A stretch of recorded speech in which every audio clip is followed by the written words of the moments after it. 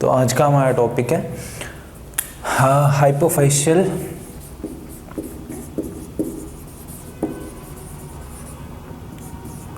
Portal system. ठीक है,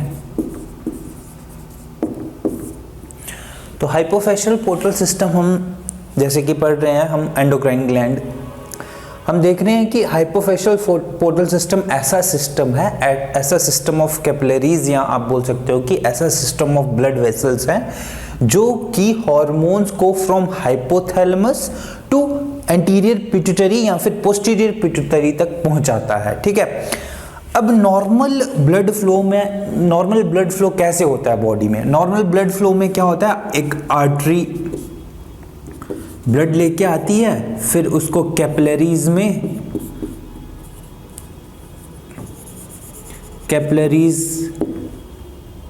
के थ्रू, फिर then vein and then heart.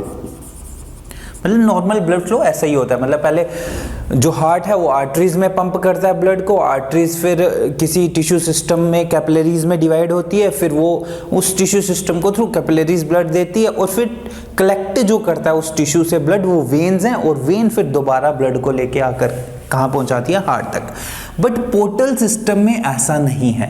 जो पोर्टल सिस्टम यहाँ पे काम कर रहा है, हाइपोथैलेमस और पिट्यूटरी ग्लैंड के बीच में जो पोर्टल सिस्टम काम कर रहा है, वहाँ पे ऐसा नॉर्मल ब्लड फ्लो नहीं होता है। वहाँ पे क्या होता है कि आर्टरीज से कैपिलरीज, फिर वेन्स, फिर दोबारा कैपिलरीज,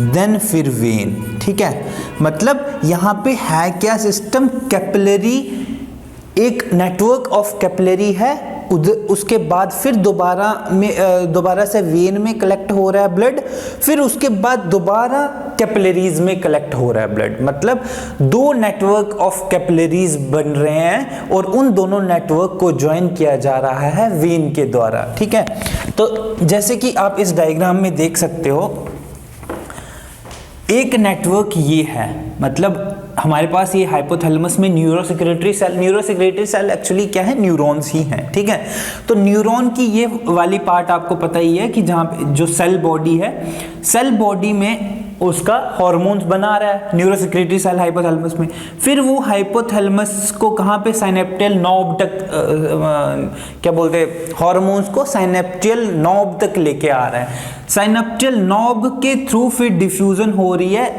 वहां पे चाहे जो भी प्रोसेस है वहां से डिफ्यूजन हो रही है, और फिर ये ब्लड में एंटर कर रहे हैं यहाँ पे हार्मोन। तो जो ब्लड में एंटर कर रहे हैं हार्मोन, वो कौन से ब्लड में, मतलब नेटवर्क ऑफ कैपिलरीज में एंटर कर रहे हैं। ठीक है, तो जो ये सप्लाई है इसको हम बोलते हैं सुपीरियर, जो ब्लड सप्लाई कर रही है इस हाइपोथैलेमस को आर्टरी, उसको हम बोलते हैं सुपीरियर हाइपोफाइशियल आर्टरी।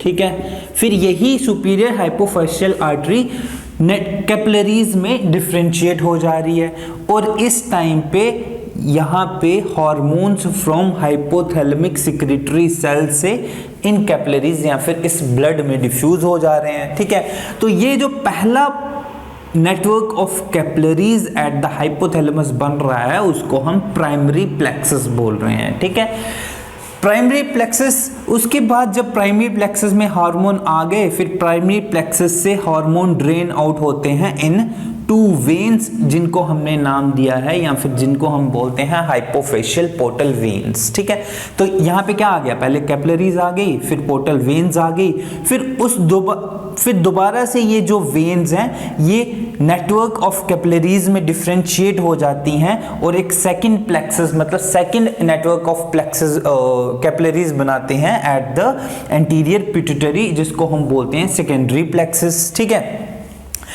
तो जब हार्मोन यहाँ पे प्राइमरी प्लेक्सस में आए, फिर पोर्टल वेन में आए, फिर उसके बाद ये वेन जो हैं, जो डिफरेंशिएट हो रही हैं कैपिलरीज, यहाँ से फिर हार्मोन कहाँ पे जा रहे हैं, एंटीरियर पिट्यूटरी के सेल्स को स्टिमुलेट कर रहे हैं, ठीक है। अब इंटीरियर पिट्यूटरी अपने अपने रिस्पेक्टिव हार्मोन सिक्रिएट करेगा, जैसे कि यहाँ से हाइपोथैलेमस में फॉर एग्जांपल हमारे पास growth hormone releasing hormone secrete हो रहा है, वहाँ यहाँ से ग्रोथ हार्मोन रिलीजिंग हार्मोन आया, फिर यहाँ पे गया और यहाँ पे इसने किसको स्टिमुलेट किया, पिट्यूटरी, एंटीरियर पिट्यूटरी के सेल्स को।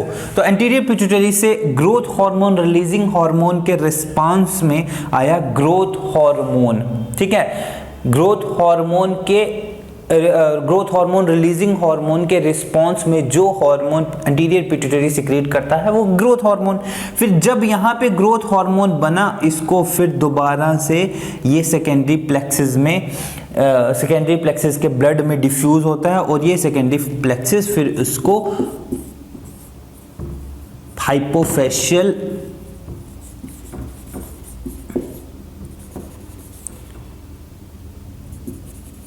वेन में डिफ्यूज करती है। मतलब हाइपोफेशियल वेन जो है वो एंटीरियर पिट्यूटरी से हॉर्मोन्स को ड्रेन करती है, हॉर्मोन्स को मतलब ब्लड को ड्रेन करती है और उस ब्लड के साथ साथ हार्मोन भी ड्रेन आउट हो जाते हैं।